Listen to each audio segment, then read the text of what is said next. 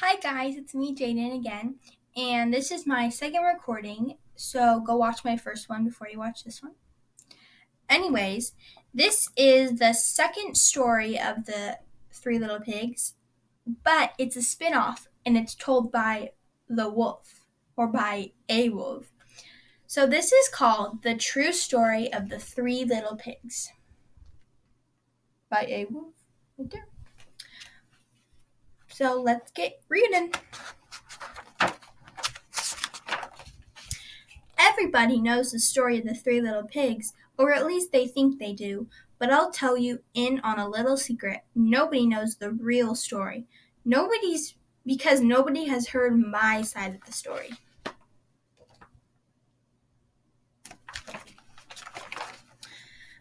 I'm the wolf, Alexander T. Wolf. You can call me Al. I don't know how this big bad wolf thing got started, but it's all wrong. Maybe it's because of our diet.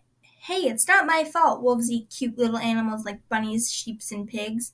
That's just the way we are. If cheeseburgers were cute, folks would probably think you were the big and bad too.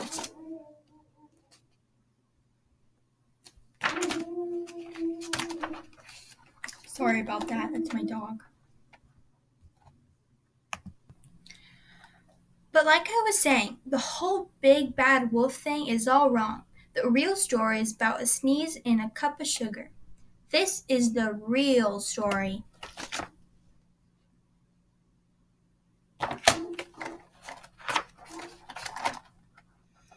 Way back in Once Upon a Time, I was making a birthday cake for my dear old granny. I had a terrible sneezing cold. I ran out of sugar.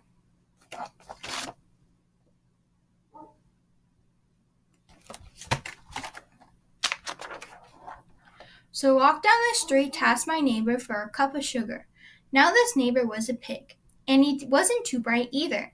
He had built his whole house out of straw. Can you believe it? I mean, who in his right mind would build a house of straw?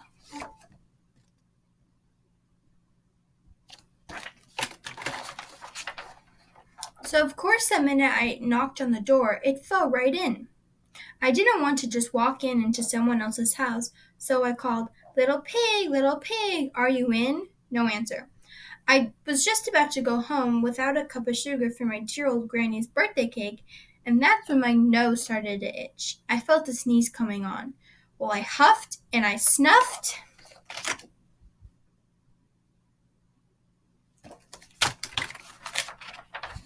And I sneezed a great sneeze.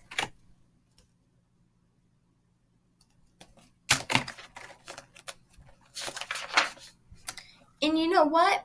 The whole darn straw house fell down, and right in the middle of the pile of straw was the first little pig, dead as a doornail. He had been home the whole time. It seemed like a shame to leave a perfectly good ham dinner lying there in the straw. So I ate it up. I think of it as a big cheeseburger just laying right there.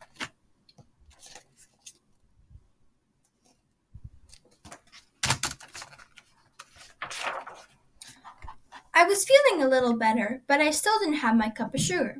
So I went to my next neighbor's house. This neighbor was the first little pig's brother. He was a little smarter, but not much. He had built his house out of sticks. I rang the bell on the sticks house. Nobody answered. I called, Mr. Pig, are you in? He yelled back, Go away, wolf. You can't come in. I'm shaving the hairs on my chinny chin.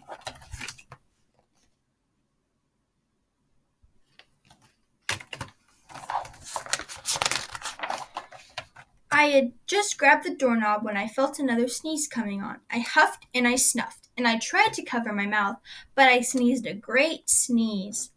And you're not going to believe it, but this guy's house fell down just like the brothers. Well, when the dust cleared, there was a second little pig, dead as a doornail. Wolf's honor.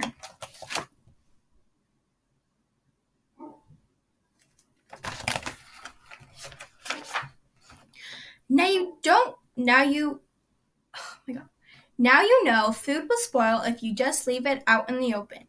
So I did the only thing there was to do. I had dinner again. Think of it as a second helping. I was getting awfully full, but my cold was feeling a little better, and I still didn't have that cup of sugar for my dear old granny's birthday cake. So I went to the next house. This guy was the first and second little pig's brother. He must have been the brains of the family. He had built his house of bricks. I knocked on the brick house. No answer. I called, Mr. Pig, are you in? And do you know what that rude little porker answered? Get out of here, wolf. Don't bother me again.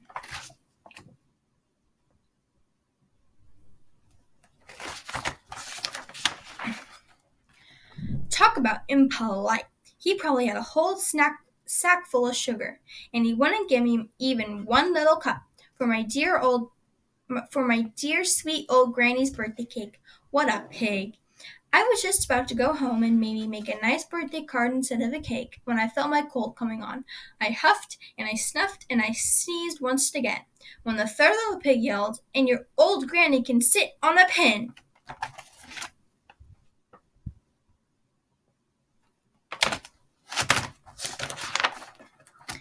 And now I'm oh, sorry. Now I'm usually a pretty calm fellow, but when someone talks from my granny like this, I go a little crazy. When the cops drove up, of course I was trying to break down the pig's door, and the whole time I was huffing, puffing, and sneezing, and making a real scene.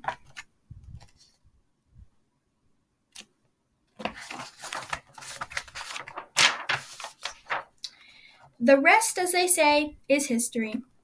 The news reporter found out about the two pigs I had for dinner. They figured a sick guy going to borrow a cup of sugar didn't sound very exciting, so they jazzed up the story with all of that huff and puff and blow your house down, and they made me the big bad wolf. That's it.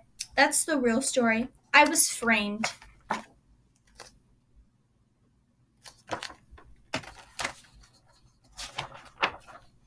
But maybe you could loan me a cup of sugar.